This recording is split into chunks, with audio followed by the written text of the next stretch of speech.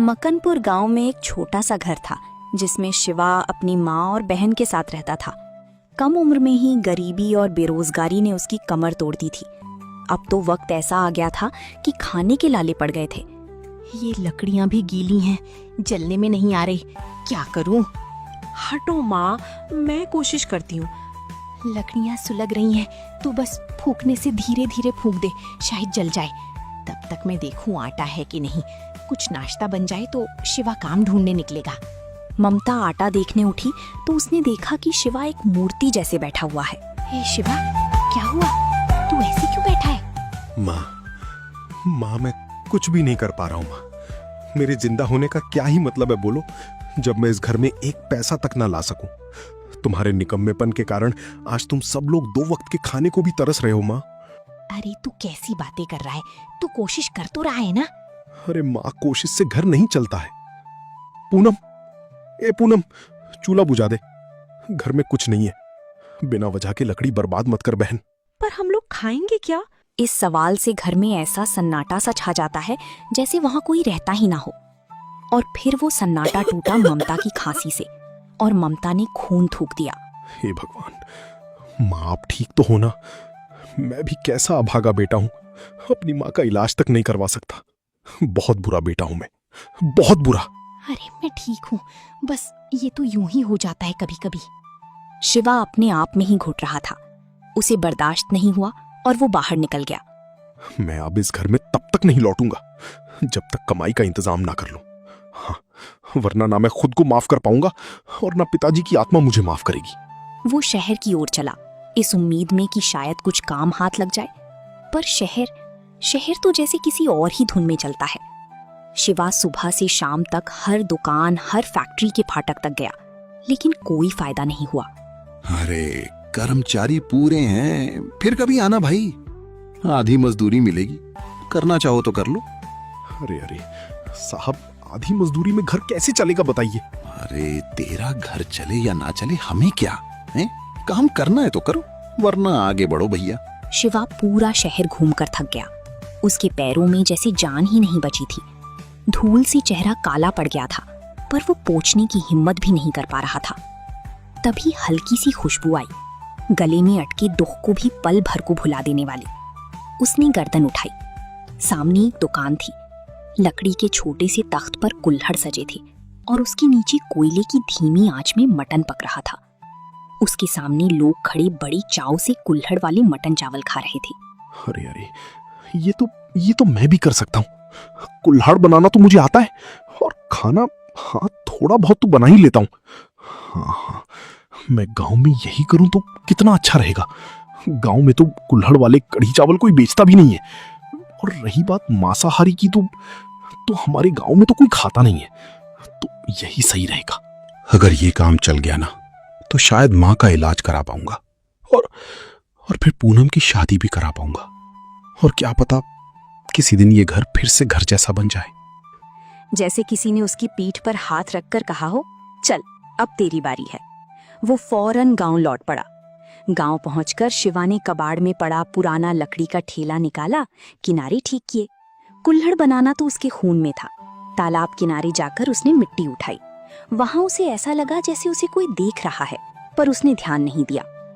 भैया, रात के 2 बज रहे हैं, सो जाओ ना। अरे बहना, तू सो जा। देख, मेरी तो नींद उठ चुकी है। अब ये तभी आएगी जब घर में पैसे आएंगे। तू सो जा, मेरी फिक्र मत कर, सो जा। शिवा, इतना मत थक बेटा। ऐसा क्या हो गया, इतनी रात गई तू कबाड़ में लगा पड़ा है? अरे माँ, आप भी सो जाओ ना। कल की सुबह कुछ अलग होने वाली है। देखना, बस अपने बेटे को आशीर्वाद दो माँ। मैं कढ़ी चावल बनाकर बेचूंगा कल से। वो तो हमेशा तेरे साथ है, पर कढ़ी चावल के लिए पैसे कहाँ से लाएगा? माँ, वो मैंने अपनी पुरानी साइकिल बेच दी है माँ। पर भैया, सिर्फ कढ़ी चावल कौन खाता है? यहाँ गांव में लोग कढ़ी चावल के साथ पुदीने की चटनी पसंद करते हैं। दोनों बनाना। पुदीने की चटनी? अरे हाँ, अरे वाह बहन, ये तो तूने बहुत अच्छा सुझाव दिया। मेरी समझदार बहन, कितनी अच्छी है तू। शिवा पूरे जज्बे के साथ पहले दिन ठेला लेकर गांव की चौपाल में जा खड़ा हुआ। ठेला चमक रहा था, कुल्हड़ कतार में सजे थे। कढ़ी की खुशबू उबलते ही उड़ने लगी।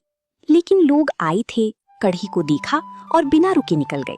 किसी ने भी मुड़कर ना देखा। अरे कोई आ क्यों नहीं रहा है? बहुत देर हो गई। शायद मेरे कढ़ी चावल में वो बात नहीं है। तभी 2 लड़के आए। ओए शिवा, एक कड़ी चावल दे, भूख लग रही है। हाँ ये लो भाई। शिवा ने कुल्हड़ लिया और उसमें पहले चावल डाले और ऊपर से कढ़ी, साथ में फ्लेवर के लिए पुदीने की चटनी। अरे यार, ये क्या बनाया भाई? अबे नमक ही नहीं है। अबे बनाना नहीं आता तो ठेला लेकर क्यों खड़े हो गए भाई? हैं?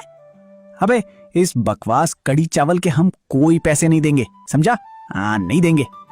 दोनों लड़की मुंह बनाकर चली गई, पर शिवा हारने वालों में से नहीं था।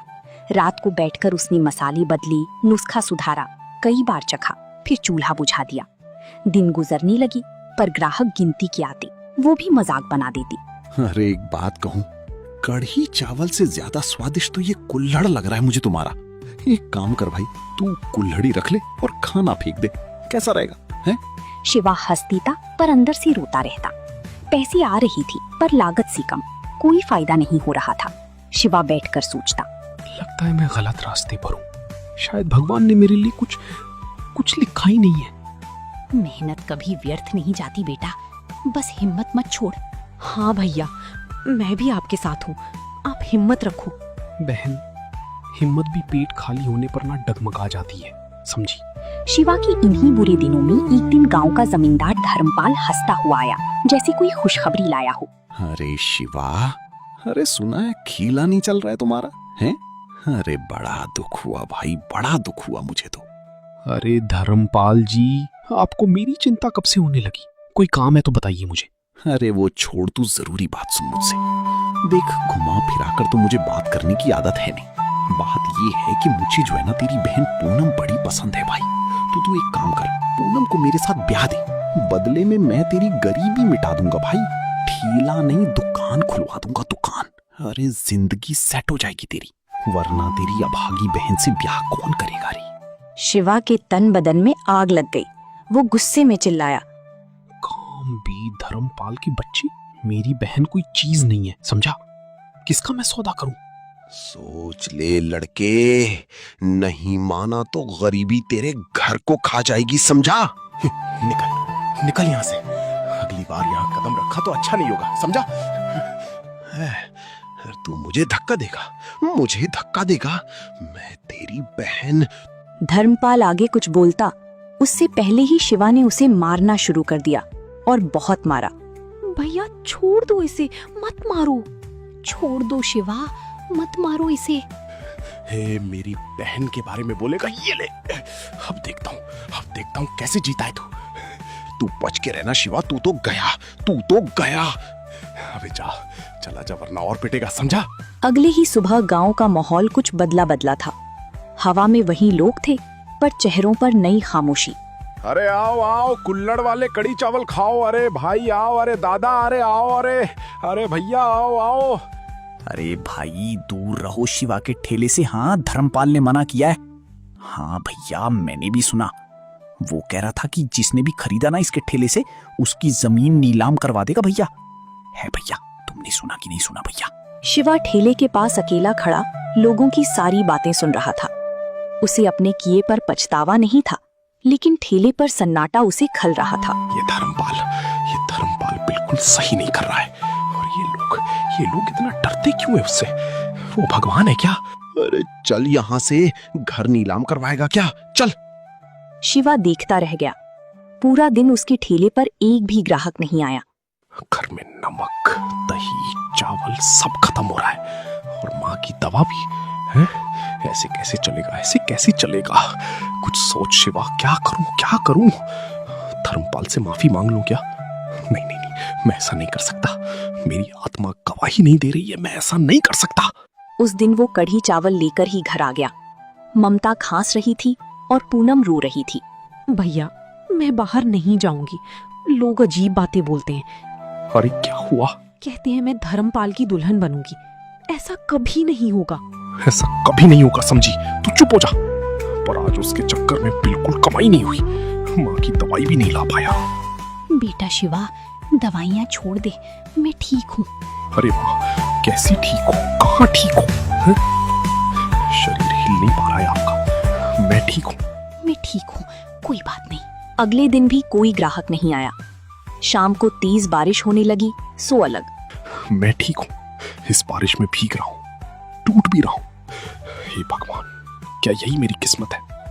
अचानक एक बूढ़ा भिखारी जैसा आदमी उसके सामने आ खड़ा हुआ और बोला, बेटा, बेटा कुछ खाने को मिलेगा, भूखे का पेट भर जाएगा तो तुम्हारा भला होगा बेटा।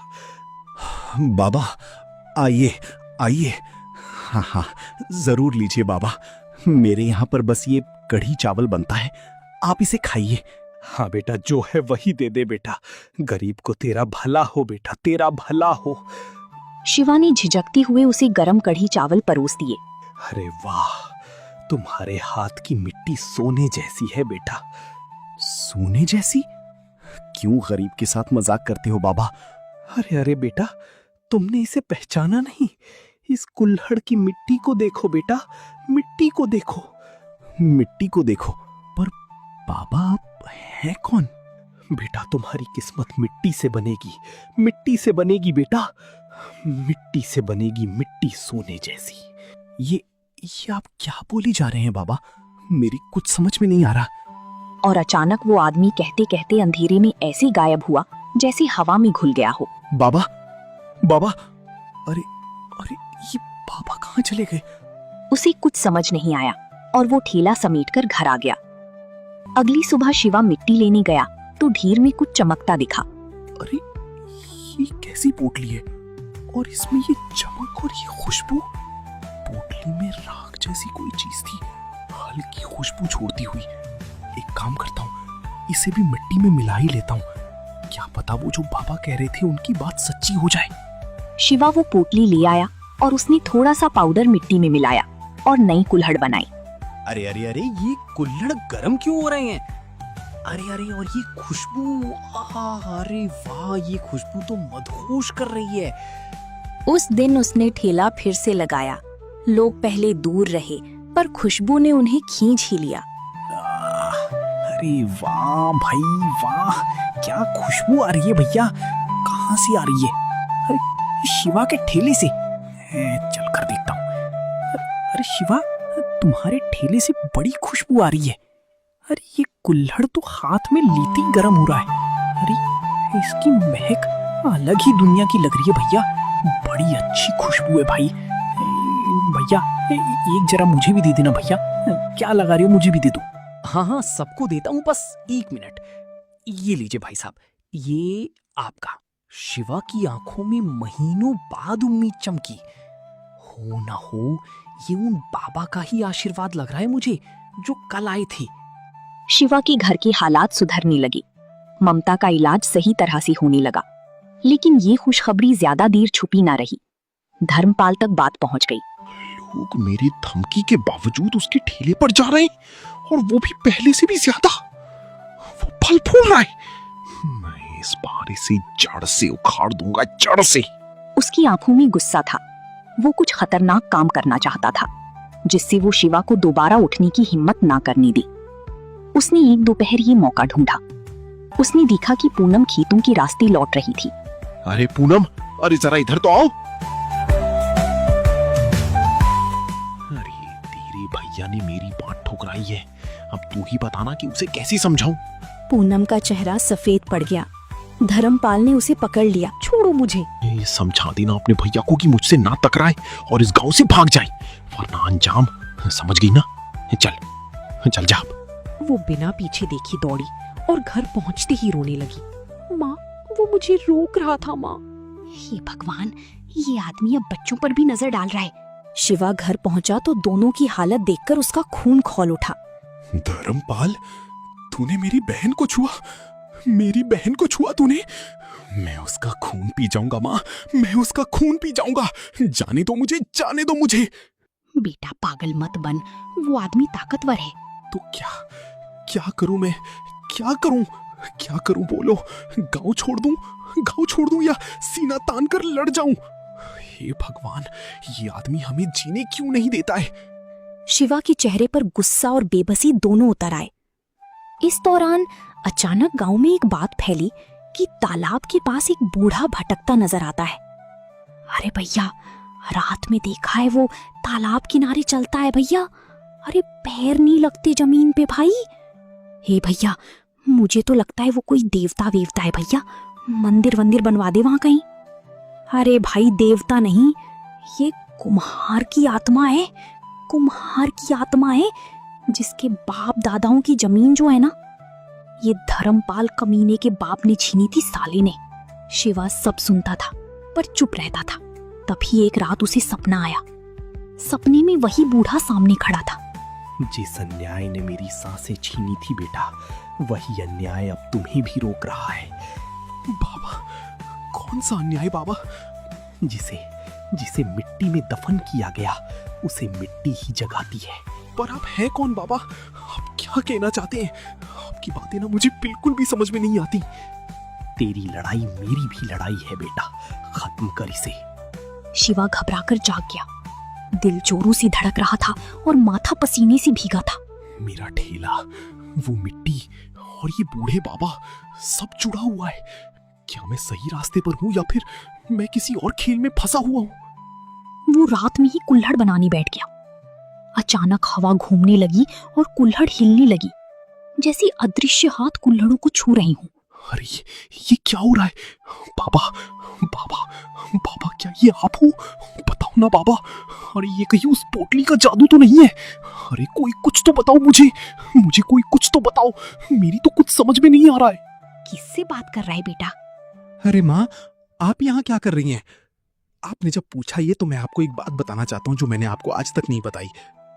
शिवा ने बाबा, पोटली और सपने वाली पूरी बात ममता को बताई। ममता भी हैरान थी, लेकिन बोली, तुझे याद नहीं होगा क्योंकि जब तू 1 साल का था तो वो मर गए थे। लोग कहते हैं उन्हें धर्मपाल ने ही मरवाया था। वो भी एक कुम्हार थे कि जिन बाबा की तू बात कर रहा है, शायद वो वही है। अपने पोते की मदद करने आई हैं। क्या मेरे दादा? ये क्या कह रही हो माँ? क्या हुआ? ये क्या कह रही हो माँ? क्या कह रही हो? और फिर हिम्मत जुटाकर उसने सुबह ठेला लगाया।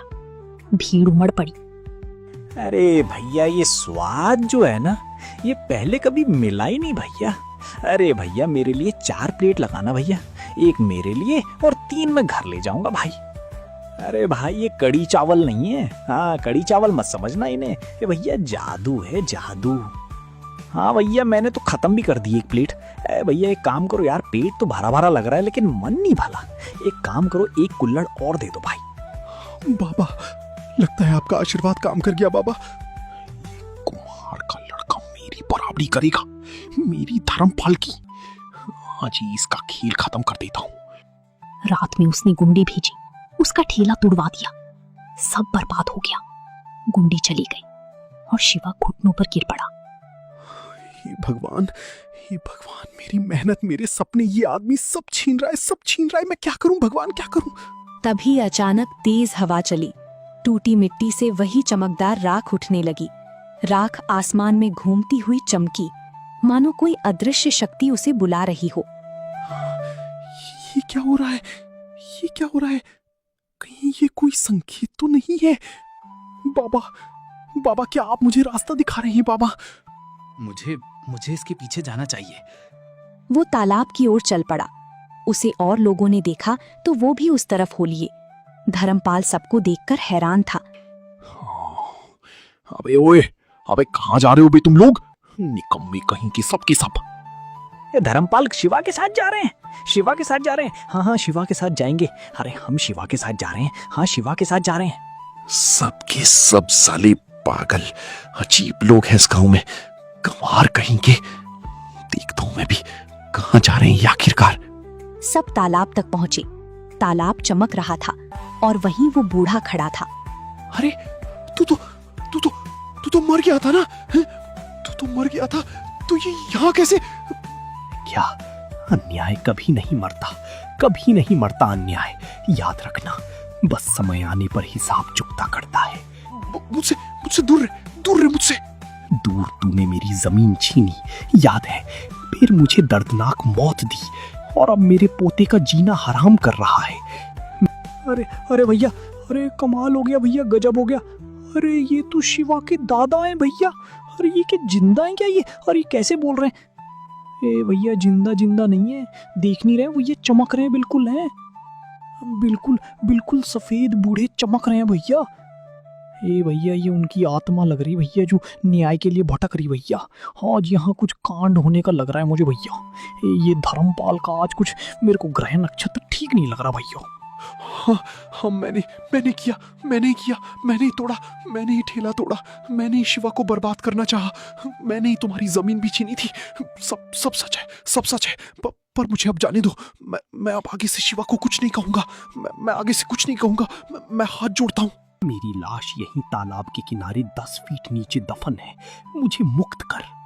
शिवा ने अपने दादा की लाश तालाब के किनारे से निकलवाकर उसका अंतिम संस्कार किया और फिर अगली सुबह पंचायत में फैसला हुआ। हमारा सर्वसम्मति से ये निर्णय हुआ है कि पुलिस को बुलाया जाएगा और फिर आगे की कार्यवाही पुलिस स्वयं देखेगी। कुकर्म का फल एक ना एक दिन सबको मिलता ही है, और आज तुम्हें भी मिल गया धर्मपाल।